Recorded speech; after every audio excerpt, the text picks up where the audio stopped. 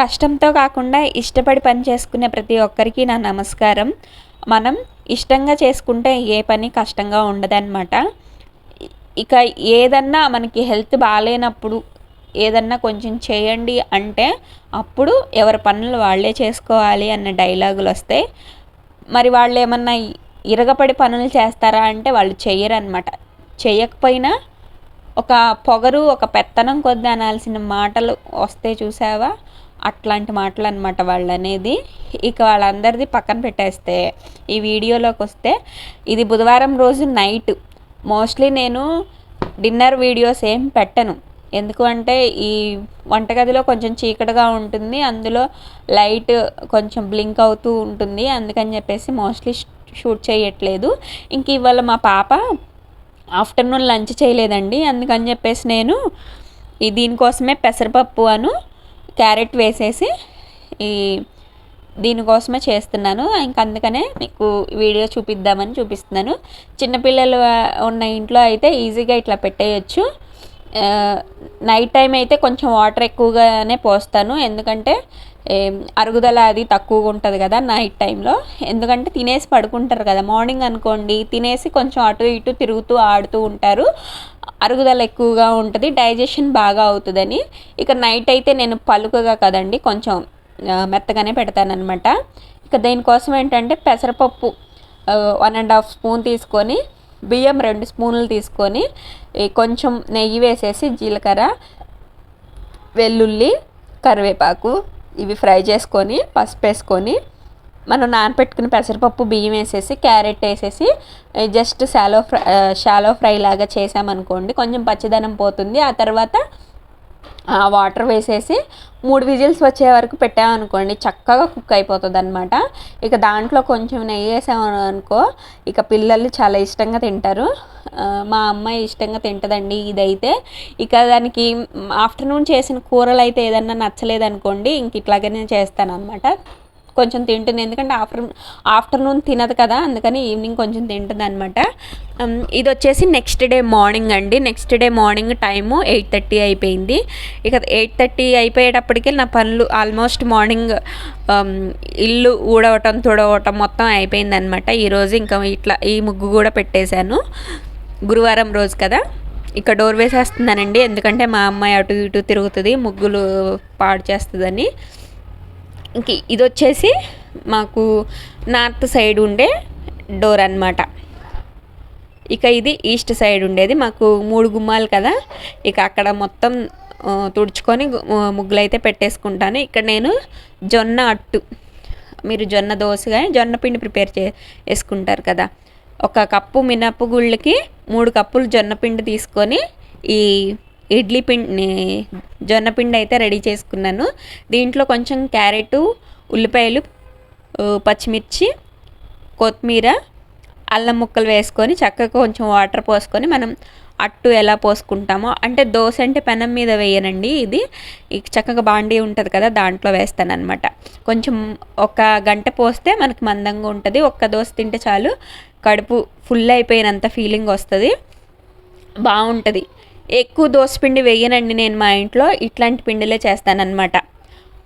ఇంకా నేను ఎక్కువగా ఆయిల్ ఫుడ్ చెయ్యను. ఒకవేళ నాకు రాదు అని కాదు, మా హస్బెండ్ తినరు ఆయిల్ ఫుడ్, మా పాపకు కూడా మేము అలవాటు చేయట్లేదు. నేను తింటాం, మోస్ట్లీ తగ్గించేసాను కూడా, తినట్లేదు. ఇక అందుకని చెప్పేసి నేను ఎక్కువ ఈ పిండిలకే, అంటే హెల్దీగా ఉండేవి, ఈ చపాతీ కానీ, ఇది దోశలు కానీ, ఈ రాగి జావలు కానీ, బియ్యం తక్కువ వాడతాము. ఒక్కొక్కసారి కొర్రలు కూడా వేస్తానండి. మనం దోసపిండిలో బియ్యం వాడతాం కదా, నేను బియ్యం బదులు జొన్నలు, ఒక్కొక్కసారి సజ్జలు వేస్తాను, ఒక్కొక్కసారి కొర్రలు వేస్తాను, ఒక్కొక్కసారి అంటు కొర్రలు, సామలు, ఇట్లాంటి రకరకాలు వేస్తాను అనమాట. ఇంకా అట్లాంటి దోశలు ఎక్కువ తింటాం, కానీ మామూలుగా ఎప్పుడో తక్కువ. ఇక ఎవరన్నా వచ్చినప్పుడు మాత్రం ఇక అప్పుడు మామూలుగా బియ్యం పిండి దోశలు అది పోస్తానన్నమాట. ఇంకా జొన్న పిండితో దోశలు వేసాను కదా, కొంచెం చట్నీ వేసాను. ఇక మా టిఫిన్ అయితే చేసేస్తాము. ఈ టిఫిన్ చేసే ముందు, ఇంకా ముగ్గులు వేసుకునే ముందు మా పాపకైతే గిన్నెలో యాపిల్ ముక్కలు, కీరా ముక్కలు పెట్టించానండి. అవైతే నేను పెట్టిస్తాను, కానీ ఆమె తినదనమాట. దగ్గర కూర్చొని తినిపించాలి. ఈలోపు ఆకలేస్తుంది కదా, లేదో ఒకటి తింటదిలే అని ప్రస్తుతానికి ఆ పని అయ్యేలోపు ఈమె తింటుందని నేను ఇట్లాంటి ఫ్రూట్స్ ఏ ఒకటి పెట్టిస్తాను. ఇక తినలేదనమాట. ఇంకా ఆ దోశ అది దగ్గరుండి తినిపించాను. తినిపించిన తర్వాత ఇంకా నాకు ఒక 2-3 నెలల నుంచి అండి పాత బట్టలు ఉన్నాయి. అంటే కొంచెం మా పాపకి పొట్టిగా అయిపోయినాయి అని నేను కూడా డ్రెస్సులు కొన్ని తీసి పక్కకు పెట్టేశాను అనమాట. వాడట్లేదు. ఇంకా అవి ఎవరికన్నా ఇచ్చేద్దాము అని చెప్పేసి అనుకున్నాము. అంటే అదే రోడ్ సైడ్ ఉంటారు కదండి, వాళ్ళకి ఇచ్చేద్దాము అనుకుంటున్నాను. ఇక్కడైతే చాలా తక్కువ మంది తిరుగుతుంటారు మా ఇంటి వైపు. మేము ఎప్పుడు కొండ మీద టెంపుల్కి వెళ్తాం. యనమల కుదురు అని విజయవాడలో ఉన్న వాళ్ళందరికీ ఐడియా ఉంటుంది. ఎవరైనా విజయవాడ వాళ్ళు చూస్తున్న వాళ్ళైతే యనమల కుదురని రామలింగేశ్వర స్వామి టెంపుల్ ఉంటుంది కదా. మోస్ట్లీ మా హస్బెండ్ శివాలయాలకి వెళ్తుంటారు కాబట్టి అక్కడికే వెళ్తాము. ఇంకా అక్కడ చాలామంది చిన్నపిల్లల్ని ఎత్తుకొని ఇట్లా లేని వాళ్ళు అట్లా ఉంటారు కదా, వాళ్ళకి ఇచ్చేద్దామని అనుకున్నాము. కానీ చాలా రోజుల నుంచి ఈ పని పెండింగ్ పడుతుందనమాట. నేనేమో ఇద్దాము అనుకుంటా, మా హస్బెండ్ ఏమో తర్వాత ఇవ్వచ్చులే తర్వాత వెళ్దాము అని చెప్పేసి అంటారు. అట్లా ఒక 2-3 నెలల నుంచి అయితే పెండింగ్ అయిపోతుంది అనమాట. నాకేమో ఏదన్నా పని అనుకుంటే, ఏదన్నా ఇంట్లోకి తెచ్చుకోవాలి అనుకుంటే అది వెంటనే జరిగిపోవాలన్నమాట. ఏదన్నా పని అనుకుంటే వెంటనే జరిగిపోవాలని నేను చెయ్యొచ్చులే అన్న ధీమాతో మా వారు ప్రతిరోజు మాకు యుద్ధంలాగానే ఉంటుంది. అంటే చిన్న చిన్న గొడవలు కామనే కదండి ఇంట్లో. ఒక్కొక్కసారి అవి చిలికి గాలివానలు కూడా అయినా ఉంటాయి అన్నమాట. ఇక భార్యాభర్తలు అన్న తర్వాత ఒక్కటే ఆలోచనలతో ఉండాలి అంటే చాలా కష్టం. అది 2 వేరు విభిన్న ధృవాలు ఉంటారు చూసారా, ఆ రకంగా ఉంటామన్నమాట. ఆ గొడవలు కూడా లేకపోతే చాలా లైఫ్ బోరింగ్గా ఉంటుంది. అట్లా తిట్టుకుంటాము, మళ్ళీ కలిసిపోతాము. ఇక ఇట్లాంటివి మా పెళ్ళైనప్పటి నుంచి ఇప్పటి వరకు చాలా జరిగినాయి. కొన్ని అయితే మాకు సిల్లీగా అనిపిస్తుంది, కొంతమందికి ఏమో సీరియస్గా అనిపిస్తుంది అనమాట. బట్ మేమైతే హ్యాపీగా ఉన్నామా లేదా అని మాత్రమే చూసుకుంటాము. బట్ వేరే వాళ్ళ గురించి వాళ్ళు ఎలా ఆలోచించుకుంటారో మాకు అనవసరం. మనకి ప్రతి కోపము రావాలి, దానికి తగ్గట్టు ఆ కోపాన్ని తగ్గించుకునేటట్టు ఉండాలి. ఆ విషయంలో మాత్రం మా వారు నన్ను భరిస్తారండి. ఎందుకంటే నేనేమో పని తొందరగా అయిపోవాలి అనుకున్నది అనుకుంటాను, ఆయనేమో చేయొచ్చులే అన్నట్టుగా ఉంటారు. విషయాల దగ్గరే మాకు గొడవలు ఎక్కువ వస్తాయి అన్నమాట.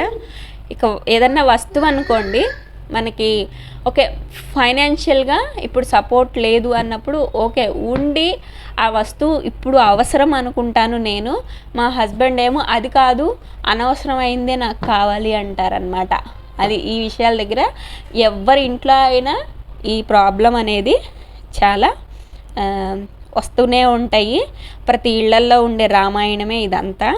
ఇక మొత్తం అయితే సర్దేసి కవర్లో పెట్టాను. ఇక ఎప్పుడైనా వెళ్తాం కదా, గబక్కన కవర్ పట్టేసుకొని వెళ్ళిపోయి చేయొచ్చని.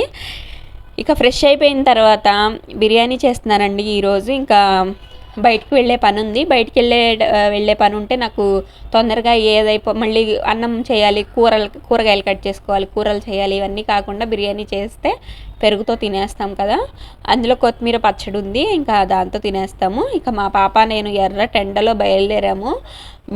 మధ్యాహ్నం అనమాట.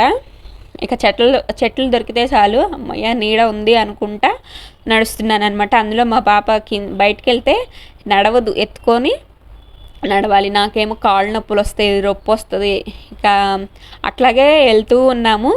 ఇక నాకు బయటకు వెళ్ళి నడుస్తూ వెళ్తే బోరుగా కాకుండా ఇంటి ముందు అందరూ మొక్కలు పెట్టుకుంటారు కదండి, అవి చూస్తానన్నమాట. ఇదేమో ఖాళీ స్థలం ఉంది.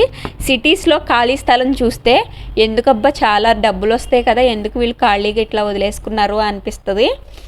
ఇక రెంట్ల పరంగా కానీ షాప్స్ వైజ్ కానీ ఇక సిటీలో చిన్న 1 సెంటు స్థలం ఉన్నా కానీ ఖాళీగా వదలరు కదండి ఆల్మోస్ట్. కానీ వీళ్ళు దాదాపు 4-5 సెంటు దాకా ఖాళీగా వదిలేరేంటా అనుకుంటూ ఉన్నాను. ప్రతి ఇంటి ముందు చక్కగా కుండీల్లో మొక్కలు పెట్టుకున్నారండి. మాకు పల్లెటూరులోనేమో ఉన్న స్థలాల్లో మొక్కలు పెట్టామనుకోండి, చుట్టుపక్కల వాళ్ళు మంచోళ్ళు అయితే ఓకే మనలాగా ఆలోచించే వాళ్ళైతే మాకు ఆ చెట్టు అడ్డం వస్తుంది, ఈ చెట్టు అడ్డం వస్తుంది, అది కొట్టేయండి, ఇది కొట్టేయండి అంటూ ఉంటారు. కానీ సిటీస్లో చూడండి, చక్కగా కుండీల్లో మట్టి తెచ్చుకొని కుండీల్లో మొక్కలు పెట్టుకొని ప్రతి ఇంటి ముందు ఇట్లాంటి కుండీల్లోనే ఉన్నాయి ఈ బజారు. భలే ఉంది చూడటానికి. ఇంకా ఇట్లా చూసుకుంటూ మా పాపను ఎత్తుకుంటూ రోడ్డు చివరి వరకే వచ్చామండి. ఇట్లా రైట్కి వెళ్తే ఇంకా మేము వెళ్ళాల్సిన డెస్టినేషన్కి అయితే రీచ్ అవుతాం. చక్కగా ఈ పెద్ద ఆయన అయితే చెట్టు కింద కూర్చొని డోర్ ఏదో పగిలిపోతే రిపేర్ వర్క్ చేసుకుంటున్నాడు. ఇట్లా కష్టపడి పని చేసుకునేది తప్పే లేదండి.